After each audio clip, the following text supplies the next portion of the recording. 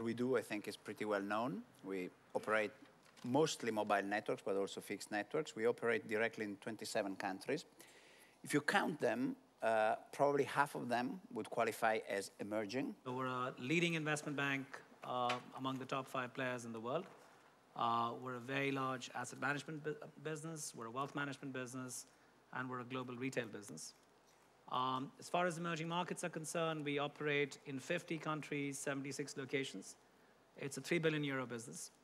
I separate an approach to emerging markets amongst banks down 2 lines, which is to be a bridge between the West and emerging markets on the one side, and to be a strong local markets player on the other. So we tend to do both. And between the two, the ratio of business has decidedly moved in favor of the local markets model over the last 5 years. Nestlé, it's the preeminent food and beverage company in the world, and actually started 140 years ago in a developing country that at that time was called and still called Switzerland. Switzerland 140 years ago was actually a laggard in Europe and was a developing or an emerging country in Europe. But, and we have another characteristic, is it's quite small, so very early on we were going out of Switzerland. As food is very local, the decision-making has always been very pushed down the organization as close as possible to the consumer. That linked with the industrial setup that is quite diverse, that helps to be very local. So as such, we are in many countries seen as local, in spite of being a multinational. Our organization is very large, professional services company, over 175,000 people around the world. We can only do business by being there. There is nothing we can send, so we can only do business by being there, and therefore our businesses very, very much are a function of the people that we have in each country, and we're located wherever there is business.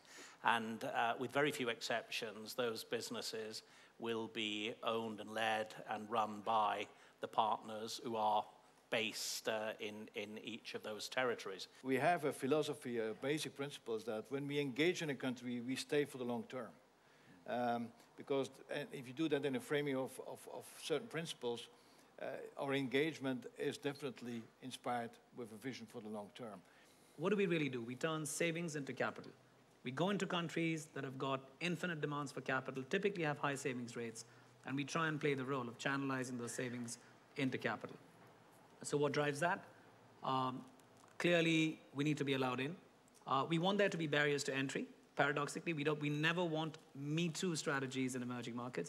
It's a way to a very poor position quickly. It's very crucial for us to be able to identify sectors where Deutsche can leverage something which is unique about our global strength locally.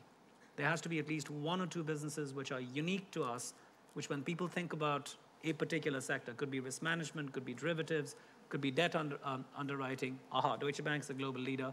We want to deal with them locally.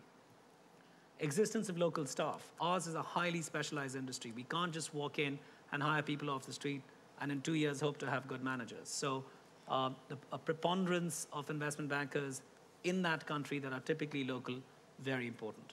Now, if I put all those things together and look at how many countries have been able to jump all of those hurdles, some surprising ones make the list and some surprising ones don't. I would say if you are dogmatic, ideologic, and you think that you have the right business model, probably you should not go into emerging markets, if you think you have it right.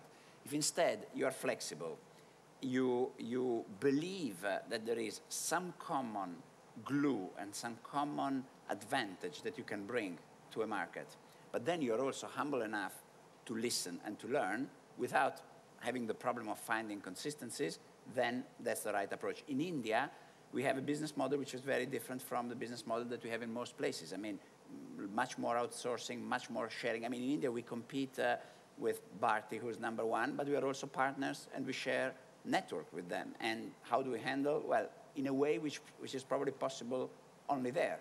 Actually, we are learning. We are doing it a bit more also in the UK now.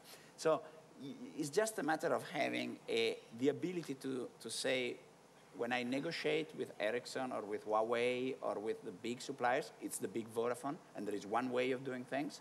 But then when it comes to rolling out locally, you know, we have to be flexible and continuously ask ourselves, is this something which is peculiar to this place, or shall I think about it also somewhere else?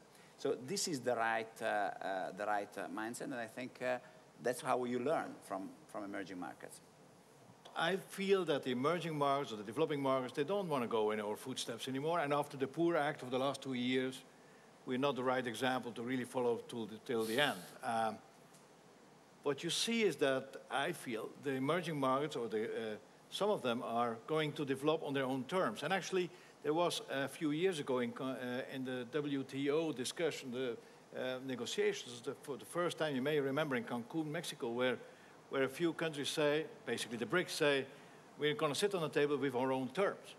That was like a shock to the Western world, saying, oh, they start to be arrogant. They start to put some conditions.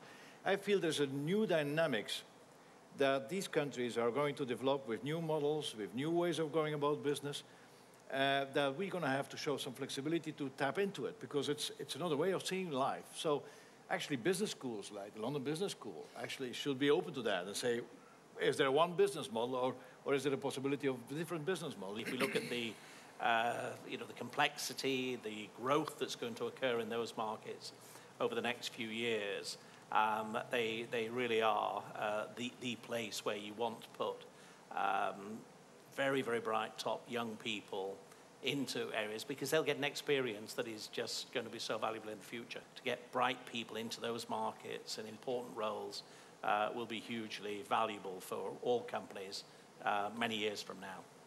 Okay.